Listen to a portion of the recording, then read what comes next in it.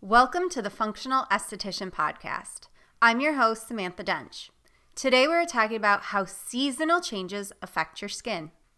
As the seasons change, your skin begins to freak out. And no, you're not imagining it. This actually does happen. In this episode, we're talking about why weather changes impact your skin and what you can do to keep your skin happy and hydrated in the colder months. If you've ever said to yourself, my skin has a mind of its own when the weather changes, this episode's for you. Please enjoy. Let's start with one of the biggest complaints clients have in the fall: tight, dry, or sensitive skin. I live in Chicago, so we go from hot, humid summers to cold, dry, windy winters. Naturally, your skin is going to feel that shift. Fun fact, it takes your skin 10 days to adjust to a new temperature. In the fall, when the weather fluctuates, our skin freaks out because it's trying to figure out, is it humid? Is it dry? What do I need to do to adjust? And when the weather is going up and down within the matter of 24 to 48 hours, no wonder why our skin is acting up this time of year. In the fall, the temperatures drop and lack of humidity impacts our skin barrier. And why is this important? Your skin barrier is the first line of protection. A strong barrier maintains skin hydration levels, skin tone, balances oil, and protects from external aggressors. A compromised skin barrier causes the skin to feel tight, dry, and sensitive. In the fall, when temperatures drop, it creates something in our skin called transepidermal water loss. This is a measure of the integrity of the skin's barrier function. And what transepidermal water loss basically means is water is evaporating from your skin. And drinking more water will not solve this problem because this is a problem of your skin barrier. If your barrier is damaged due to overexfoliation, harsh skincare products, or topical medications, nothing you put on your skin topically will help minimize your dry skin. Here's an analogy to help you understand what's going on with your skin better. Think of our skin cells stacked in layers, like a brick wall. The cells are the bricks, and there's a glue that holds them in place. If we are to overexfoliate or damage this protective wall, this creates microscopic tears in the skin. Over time, the skin barrier begins to break down. Now picture a 100-year-old building.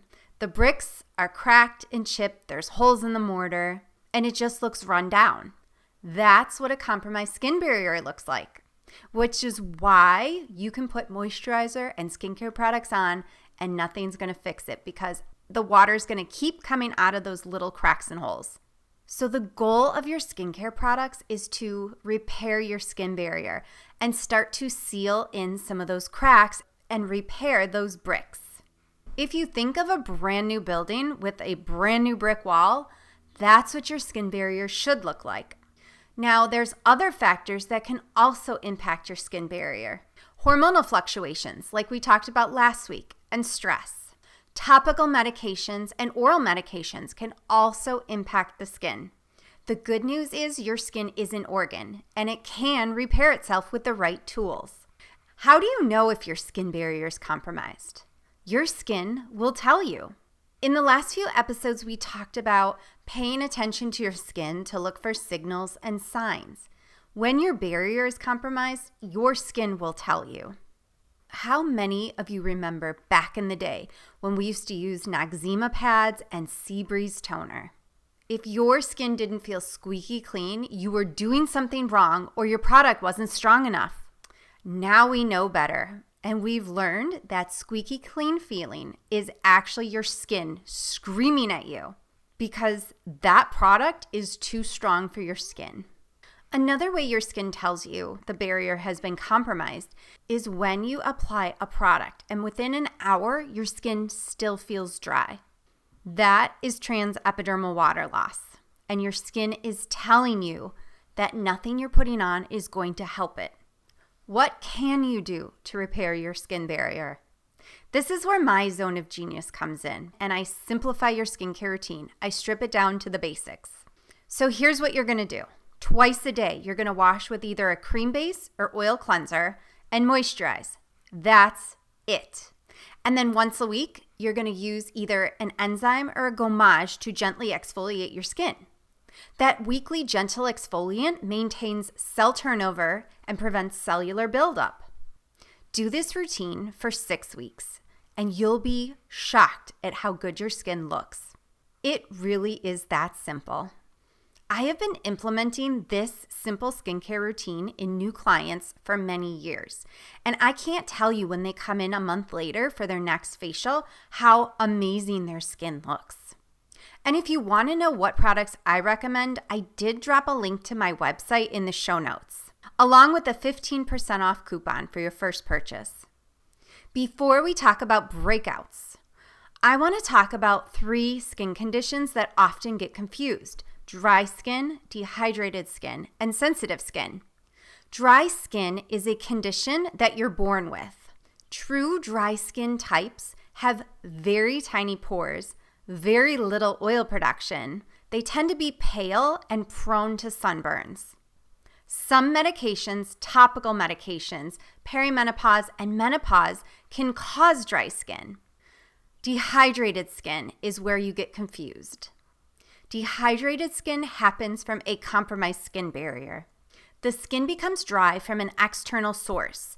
This stimulates your oil glands to kick in to compensate for the lack of water. Dehydrated skin feels dry, but when you touch it, it's actually oily and has a rough texture to it. Dehydrated skin is caused from harsh skincare products, overexfoliation, topical medications, and overdoing skincare. Sensitive skin is a term we toss around when we put something on our skin and it burns or feels irritated.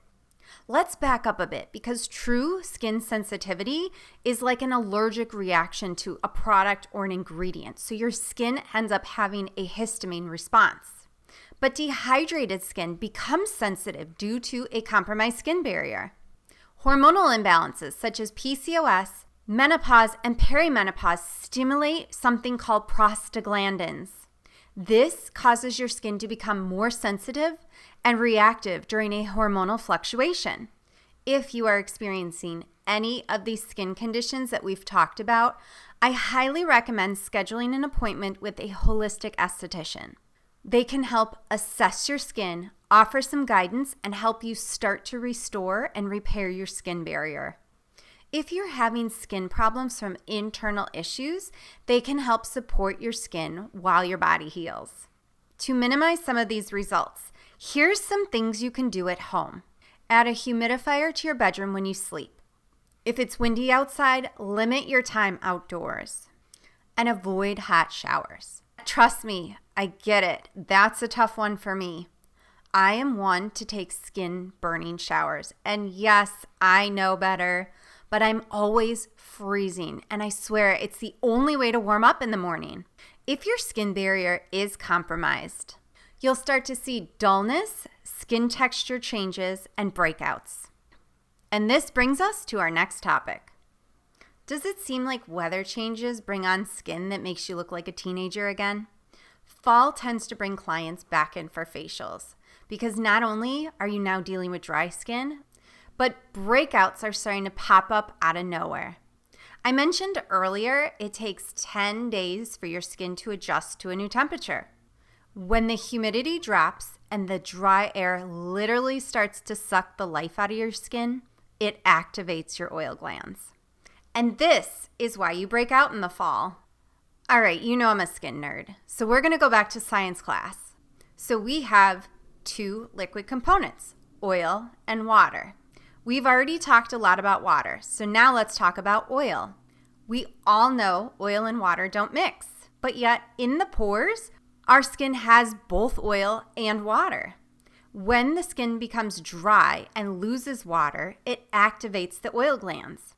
This is an attempt to protect our skin barrier. If you've ever felt oily and dry at the same time, this is why. You're lacking water and your oil glands are going into overdrive. This can cause clogged pores, bacteria buildup, and ultimately acne breakouts.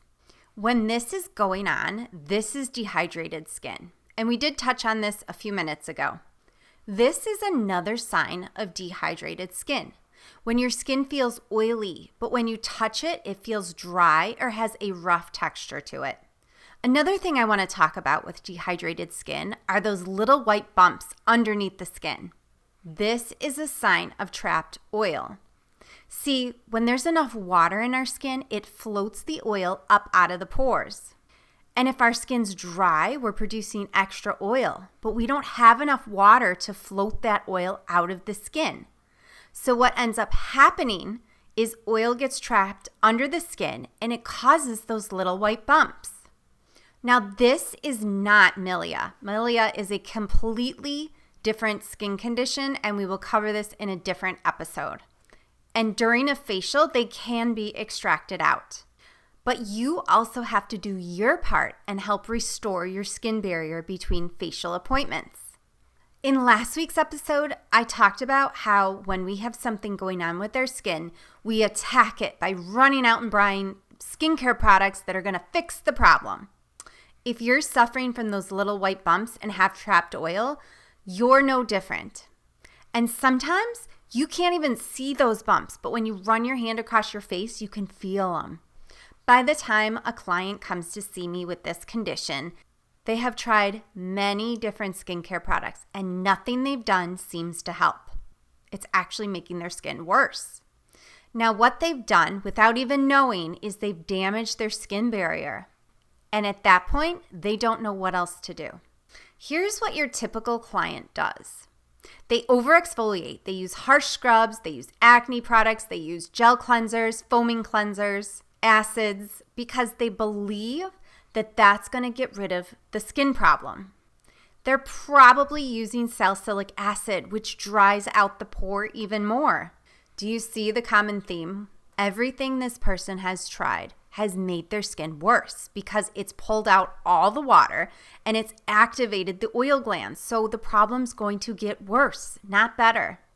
And it's really not your fault because you go on social media and all these skin experts will tell you exactly what to do to exfoliate, to get rid of those white bumps, and to clear your acne. But all they've done is giving you the wrong advice because what you're doing is you're breaking down your skin barrier. You're destroying your brick wall. And you don't even know it. So when a client comes to see me, I strip their skincare down to very basic. Cleansers twice a day, moisturizer twice a day, and a once a week exfoliant. And that's it. Our goal is to heal and repair the skin barrier, restore hydration to the skin, get rid of those little white bumps or all that trapped oil with extractions during your facial, and let your skin start to restore itself back to balance. And when I send a client home with skincare products, I tell them not to do anything for at least 6 weeks because your skin needs time to adjust. This is another common problem I see when clients come in for a facial. They have tried so many different products, and most people switch products too often. Here's why that's bad. Our skin cells completely replace themselves every 28 days. We call this a cell cycle. And this is why when I send a client home with new products, I tell them to give it at least 6 weeks because I want their skin to go through a full cell cycle. This gives your skin time to adjust to the new products. And if you're somebody that switches products frequently, you're never going to get the full benefit of your skincare products. And another thing that can happen during this 4 to 6 week cell turnover time is that your skin can start to purge. And we look at purging and we think, ooh, I got a breakout from this product. This product must be bad. I have to send it back and go back to what I was using. Instead, we need to look at the skin and go, oh, this is actually my skin purging. When you try a new product, your skin does need to purge, and it can take a full cell cycle. And here's why.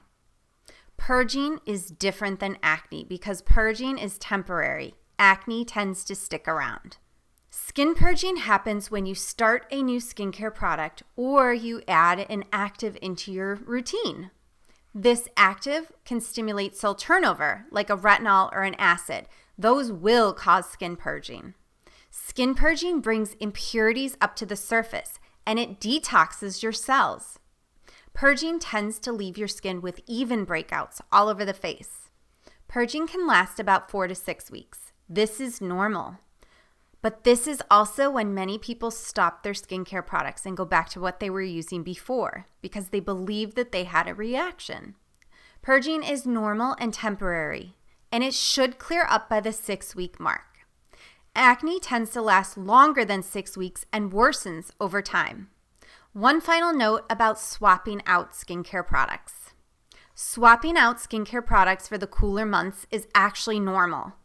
This is something important and something I do with most of my clients in the fall months because I will take them out of their foamy or gel cleanser and put them in a cream or oil cleanser. I'll back off on their exfoliant. If they tend to be a little bit older or naturally have dry skin or they're in the middle of a hormonal fluctuation, I'll add in some hydrating serums to help hold that moisture in. And I will bump up their moisturizer to something a little bit more emollient to hold water in and to help prevent evaporation. For some of you, seasonal shifts cause more than dry skin and breakouts. It can trigger skin conditions like rosacea or eczema. Let's talk about that. If you deal with eczema or rosacea, your skin doesn't just get dry, it gets angry. When the weather shifts, temperatures drop, wind picks up, and cold temps trigger inflammation.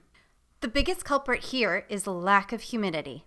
When humidity decreases, it weakens the skin barrier.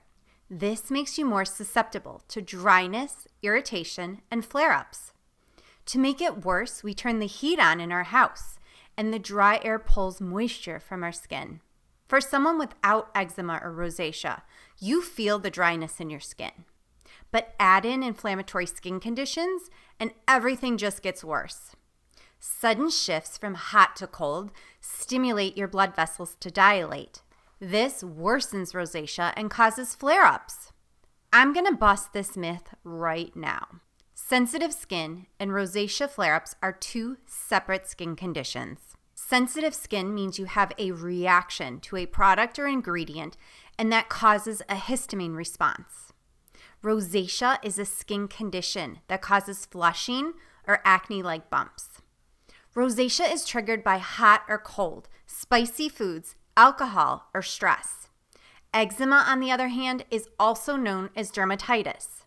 This chronic skin condition is characterized by itchy, red, scaly skin.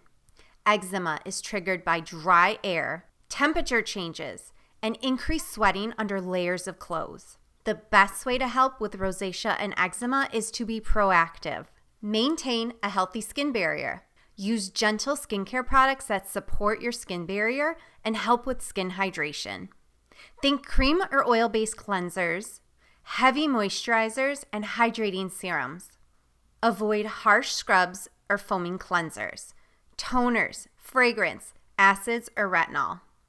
Avoid hot showers, extreme temperatures, spicy food, and wind. Avoid inflammatory foods such as gluten, dairy, sugar, or anything processed. In previous episodes, we've talked about the importance of a healthy gut impacting our skin. If you're eating inflammatory foods, your skin is going to show it. Rosacea and eczema are known inflammatory skin conditions, and more research is coming out tying them to the health of our gut. Gut health is everything, and if you don't have a healthy gut, your skin is going to show it. Start to work on healing your gut, and you'll be amazed at how great your skin starts to look. And start to incorporate mindfulness into your life. Last week in our hormone episode, we talked about stress and how mindfulness can help ease stress from your life. Easing up stress is important because it helps your body's stress response. It improves cortisol levels, and it prevents flare-ups. Stress creates inflammation, and it weakens your immune system and your skin barrier. Lastly, make sure you're getting enough sleep. When we sleep, our body repairs itself.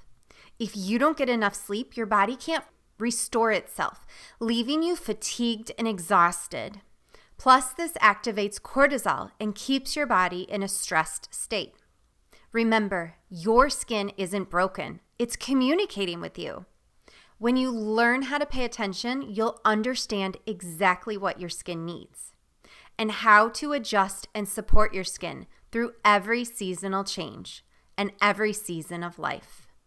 I'd like to end today's episode with one small step you can start taking today. This is a fun exercise I like to do. Inventory all your skincare products in your bathroom. Pull it all out of the cabinet and put it on the counter. What's been sitting there for a while that you haven't touched in at least 6 months? And is it expired? Then toss it. I know, I hate throwing away good skincare products too. But let's be real. If you haven't touched that product in at least 6 months, chances are you're going to put it back in your cabinet and it's going to sit there for another 6 months. So just get rid of it. Now, whatever you have left, take a look and assess your products. Do you need all of those products? Think about how each product makes your skin feel. Does your cleanser leave your skin feeling squeaky clean? If so, it's time to put that cleanser aside until the spring and opt for a cream or oil cleanser instead. What about your serums? First off, do they actually work? Or are you using them because you're looking for your skin to improve? And if you're using it, are you seeing improvement? If you're not seeing improvement, don't use that product. It's not working. If it doesn't make your skin feel good, stop using that product. I know I sound harsh, but the goal with this exercise is to simplify your skincare routine. And also, I want you to grab all of your products and think to yourself, why are you using that product? Is it actually making a difference with your skin? Lastly, what about your moisturizer? Is it hydrating enough? Or does your skin feel dry after applying it? Now with moisturizers, this is a 2-part question. 1, too aggressive of a cleanser or you're over-exfoliating? And 2, is that moisturizer hydrating enough? If you need product recommendations, I've linked our website in the show notes along with a 15% off coupon code. If you need product help, message me on social media. I'm happy to schedule a time to chat. Thank you for listening. Today we talked about seasonal changes and how this impacts your skin. Please head over to our social media page and let's have a little fun. Take a picture of all the skincare products you pulled out of your bathroom cabinet and make sure to tag me in it at SkinDeepIL. Be sure to tune in to episode 8. We are going to talk about what foods to eat and what foods to avoid for better skin. And always remember, you deserve to love the skin you're in.